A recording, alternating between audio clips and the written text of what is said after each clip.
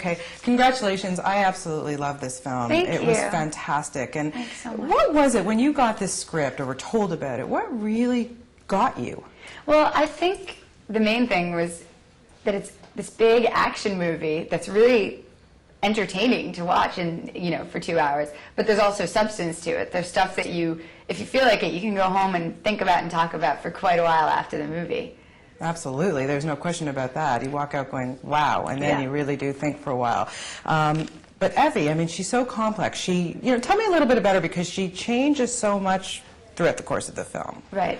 Well, Evie is this young woman in a totalitarian regime in the futuristic London, and she just doesn't want to get in trouble. She's had experience with her parents having been punished for being political, so she's just trying to be quiet and, keep safe.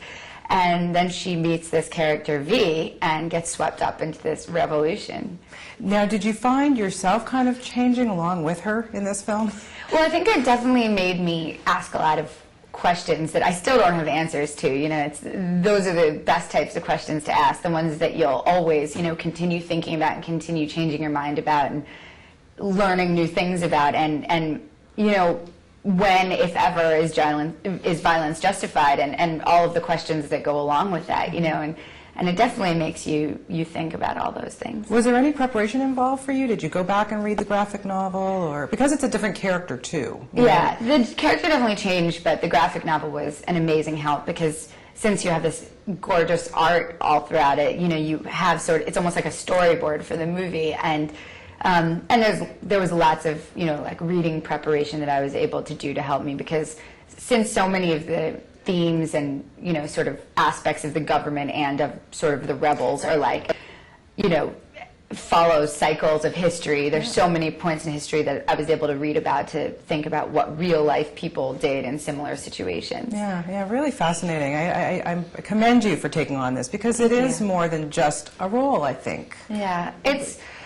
a lot. It's a great, fun action movie, but there's a lot in there. Yeah, you're a month into shooting, and your lead actor changes, which obviously has to be a hard thing to get into. Absolutely. But you get this phenomenal actor, Hugo Weaving, who for me was just spectacular. He's amazing. What was it like? Tell me about a little bit working with him, and what really impressed you about him.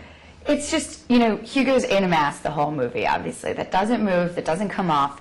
And for actors, we rely so much on our faces, especially in film, because the camera is like right here, that not to have that as a tool is so, I would think, limiting. And for him, it just seemed to like release this creative energy with the way he could use his body and his voice to express a character. And it's really specific, and you forget that it's a mask after a while. How do you know when you have chemistry with somebody? I don't know. I mean, I've never really not gotten along with an actor or actress I've worked with. So I guess you can only tell when you see the movie at the end, because I mean, when you're working, I've never really had an issue or anything. But sometimes when you watch it on screen, it doesn't always read. But this just felt great, and in our relationship on set was great, and then in the movie, I was really pleased with how it turned out too. Yeah, because there's different relationships. Like there's could be father-daughter. Exactly. Yeah, I mean, so to keep the balance between, how much was that coming from the two of you as opposed to the script? Well, the script had a lot of it in it. I mean, it is always changing, and that's one of the things I like about it, is that it's got all these levels of relationship. That sometimes it's father-daughter, sometimes it's almost lovers, sometimes it's mentor-student, sometimes they're enemies. I mean, and that's how most real relationships are, that they have phases of being different sort of like types of things, and it makes more layers to the relationship. Yeah. I have to ask, because, everybody wants to know about you shaving your head, of course, but was that when you're sitting there, I mean, obviously it's one camera, you can't do that again, you can't go back and put your hair back and glue it back on and do it again. Was that your reaction, how you felt, or were you just so psyched for it that you just went, what the heck, just shave it? I was really excited about it. Obviously, the character, it's very traumatic for her, because someone makes that decision for her. They force it upon her to shave her head. So she's really in a bad place, and so I was obviously acting for that. Yeah, I can't, use my own excitement for that scene. Yeah. It was wow. It was terrifying watching it. You know, watching your performance was wow. And I have to say too, it had to have been an emotionally challenging part for you because a lot of the scenes to me reminded me so much of the Holocaust. I couldn't bear watching a lot of it. I grew up with that in my family, and for you, I can't imagine that it wasn't the same. Well, you know, making it, first of all, I'm the type of person I really have to get away from it afterwards. Like, I can't take it home with me. I have to, as soon as we finish the scene, we have to be joking around. We have to be, like, sort of taking the tension out of the room. And also, you know, some of the stuff I didn't see, you know, some of the imagery that you see that's really, you know, tough, I wasn't there for. And you know, all the prisons, cell scenes, it's a movie set, you know, it's when you're there, you obviously you believe it for the character, but then you also are so aware of the artifice of it that, you know, it's easier to leave behind. But it's definitely more shocking to see on screen than having filmed it. Yeah, absolutely. I have to say it was really, really amazing, this movie. Thank you. Obviously, you like to mix things up. You obviously like to challenge yourself. And what is it now when you get a script? Is there anything particularly that you look for? Well, it's really just having a different experience. I think, you know, for me, it's not interesting to do the same thing over and over again. And I'm sure it's not interesting for anyone to see the same thing over and over again. So I hope that if I keep it interesting for myself, that I can hopefully make it interesting for an audience. So coming up, I mean, we're going to see you, you just finished a film with Milos Forman. What was it about that one that really got you? Well, obviously Milos Forman is like a legendary director. So to work with him was incredible.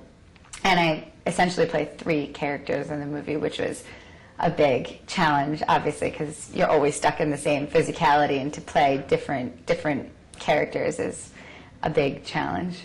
How do you manage to find balance in your life in terms of doing this type of work, and then you still went to school, you went to Hebrew U? I mean, I don't know how you keep it all together. Thank you. Well, I think it's important always to go back to your own life at the, you know, after you're in movies, because you have to play people, and how can you play a person if you aren't a person to begin with, you know? So it's most important for me to, you know, go and have my friends around me and have my family around, and to, you know, spend time with them and have serious, you know, real relationships in my life. And going to school was that too, and learning and continuing, you know, giving myself enough, like, sort of energy and imagination to try and create people. Yeah, well, you do a great job at it, I have to tell Thank you. Just everything you do. Is it kind of a relief to have Star Wars behind you? It was, you know, it's sad because it's such a rare opportunity to get to work with the same people, you know, several times in a row, which was really, really nice. And also to get the opportunity to watch yourself on screen. Every time you watch yourself, you're like, oh, I could have done that better. I wish I had another chance. And to actually have another chance to play the same character. Yeah.